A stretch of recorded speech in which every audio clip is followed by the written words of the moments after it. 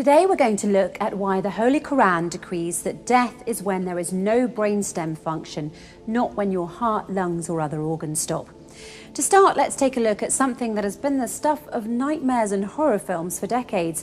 It's the story of some poor soul who, for whatever reason, has been declared dead and buried 6 feet under, but they're still alive.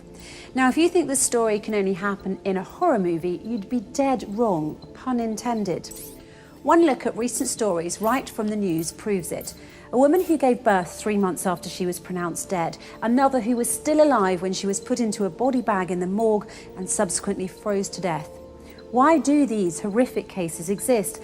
Because of this alarming fact, there are no universal guidelines for doctors when it comes to declaring a person dead. Yes, you heard that correctly. Even among doctors, the definition of death isn't fully agreed upon. You're dead when a doctor says you're dead. A person can be pronounced dead if their heart stops, but they can also be revived in many cases. People can also be kept alive with machines, even though their brainstem has 0% functionality.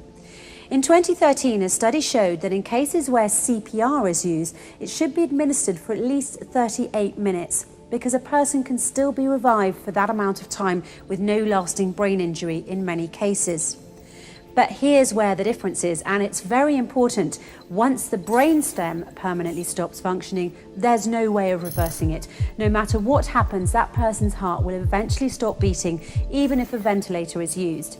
The most important fact to remember about the brain is this: it bestows upon us the one thing that makes us truly human: consciousness.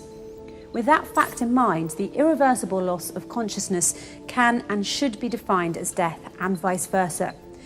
Now, here's another fact that might surprise you. When you sleep, your brainstem is inactive, and there are those who argue that sleep is also a loss of consciousness due to the inactivity of the brainstem effector neurons when a person is sleeping.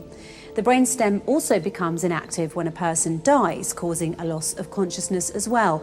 While they might seem like identical definitions, there's one difference. Loss of consciousness during sleep is reversible, while loss of consciousness due to death is irreversible. And it's for this very specific reason that doctors, when declaring a patient dead, should limit their declaration to the state of the brainstem and nothing else. In effect, as the Holy Quran pointed out 1400 years ago, sleep is like death and death like sleep. Verse 1, it is He, Allah, who takes your souls by night when you are asleep and has knowledge of all that you have done by day.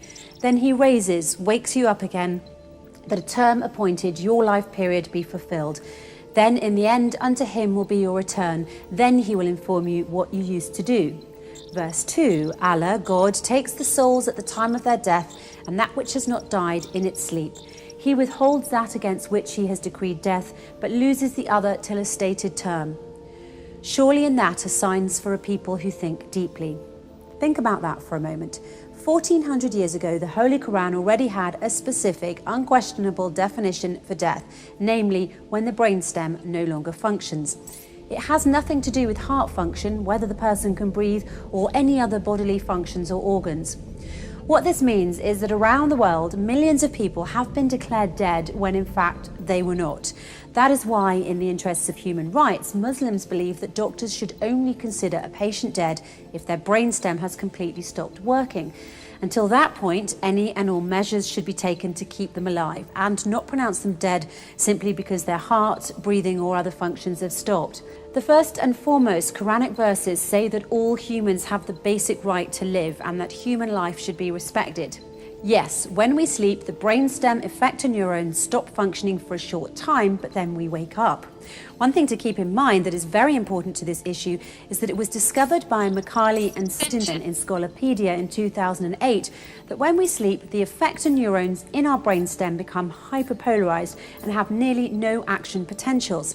It's for this reason that before sleeping every night, you should pray that your brainstem neurons are depolarized so that you may once again wake up and enjoy another day. Why not make sure that everyone around the world has the chance to wake up by following the Holy Quran and only declaring someone dead if their brainstem has permanently stopped, nothing else?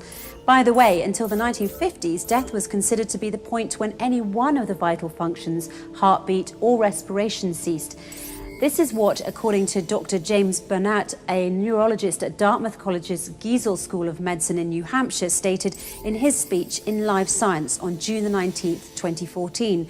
It wasn't until 1959 that the two French neurologists, Maurice Guyon and Pierre Molleret, changed the definition of death by defining it based on neurological criteria instead of cardiopulmonary criteria.